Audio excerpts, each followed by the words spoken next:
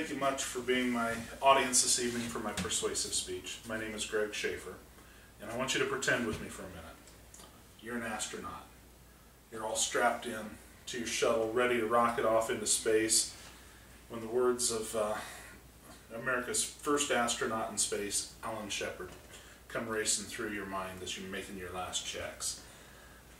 And those words just send a shiver right down your spine as you hear him say, it's a very sobering feeling to be in space and realize that one's safety factor has been determined by the lowest bidder in a government contract. While usually lowest bidder and government contract don't always bring maybe that necessarily that much of a death-defying feeling to it, but usually what it brings is a joke. And unfortunately, it's still the main delivery method used for awarding public dollars for public projects. In an owner's guide to project delivery methods, the Construction Management Association of America in 2012 noted that 60% of all public construction projects are awarded using the hard bid method, which is the lowest bidder method that we're talking about.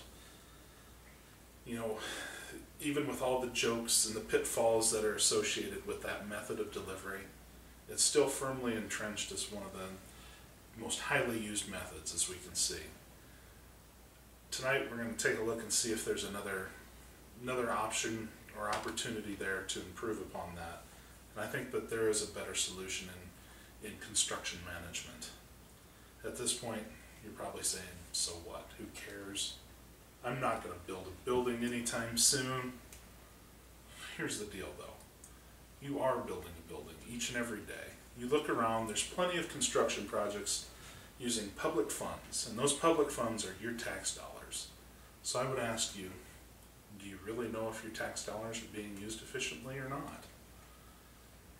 So tonight I'm hoping that I can help you understand that tradition has us using a method that maybe isn't using your tax dollars as efficiently as possible, and that there is possibly a better solution out there in construction management. So to give you an idea of where we're going to start by looking at that hard bid method. We're going to then contrast that with the construction management method, and then we're going to look at how that affects you. So let's get started right away with the hard bid method. So we'll start with a definition. The American General Contractors, or the AGC, came out with a booklet entitled the CMGC Guidelines for Public Owners. This came out in 2007, and it defined the hard bid method as the design bid build process where an owner hires an architect to design a project and a contractor to give their lowest possible price to build that project, and then the owner enters into a contract with that lowest bidder to build the project. This method is probably the most widely used method, as we talked about, and the whole reason is tradition. There's arguments that it's the lowest possible dollar and it provides less risk, but I think those are all fallacies that need to really be addressed. So the pitfalls that you see with the hard bid method really are, it starts in the bidding process. It's a process ripe with mistakes just because of the whole time crunch and the way the system has evolved. And because that it's set up to make mistakes, you've got contractors that are looking to protect their own bottom line by any means necessary, and that typically starts in the change order process, which brings about hostility and resentment and creates just a very difficult environment to work in. And also, outside of the change order process, they can look at quality as well as schedule as ways to, provide a cheaper material to put in place, or looking at how they man a project to ensure that they can save $1 rather than taking care of the owner. So we see that tradition really brings us a process that has plenty of concerns and pitfalls, but what about construction management? How is it a better solution for us? Well, we'll just, like before, we'll start with a definition, and we'll go back to that same AGC booklet where it defines the construction management process as a process where the owner enters into an agreement at the same time with a designer and a builder or a construction manager. And those negotiated contracts are based on professional services and abilities rather than just the bottom line. And this process really is growing in popularity.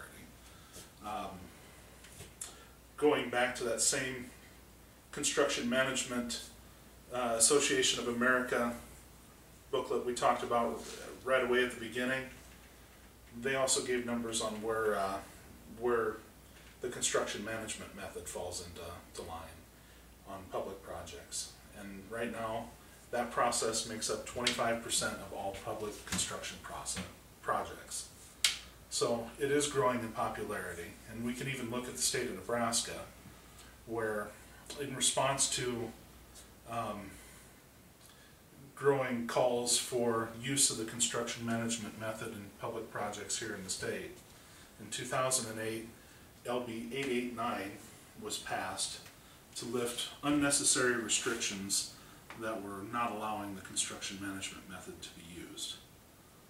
So we see that it's growing in popularity, but how does it address those pitfalls? In an interview with Buster Beckenhauer of Beckenhauer Construction, we discussed probably one of the most important things right off the bat, and that was value. In the construction management process, the builder's brought into the team immediately, right, with the designer, and you're able to provide value up front by scrutinizing drawings, by working directly with the owner and the architect to come up with the best possible schedule and plan to meet the owner's needs. You're providing alternative materials that can possibly save money yet still provide quality. So as we look at the whole process, a lot of the value is brought in up front. However, throughout the process, there's many different things that happen. You know, in the bid process of hard bid, it's ripe with mistakes, but the bid process in construction management allows more time to scrutinize bid and make sure you avoid those large mistakes that cause hostilities, and really look at the qualifications of all your bidders to make sure that you've got the right team coming together. So in construction management, you're starting off as a team and you're bringing a lot of positives to the table. How does that affect you? Well, we start off looking at value, quality, and schedule, and we bring those forward into this, into how it affects you. And value, we talked about how we can save money and provide a better overall value, which means that your tax dollars are being used more efficiently. We look at quality, and you don't have a contractor that's trying to cut corners by putting a cheaper product in place. You've got somebody who's involved and understands the owner's needs and are looking to meet those owner's needs. So you end up with a better finished product. And then we look at schedule. We go back to a contractor that's trying to cut corners and work things around his bottom line. But in construction management, the owner's got an opportunity to look at the whole team and understand that they're qualified to help him through the whole construction process and meet his needs in terms of schedule. And so by being able to get done earlier, you've got less of an inconvenience to you as an end user of the building.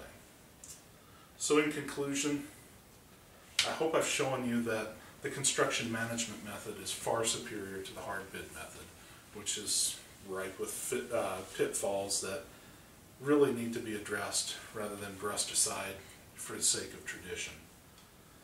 The construction management method really does bring about an air of teamwork to the entire project, where everybody on the team is looking for a win-win solution to meet the owner's needs. They're looking at how they can add value to the owner's project, and just really they're looking for a whole better end result to the entire process. I'd like to leave you with one more thought, and that is going back to that interview with Buster Beckenhauer.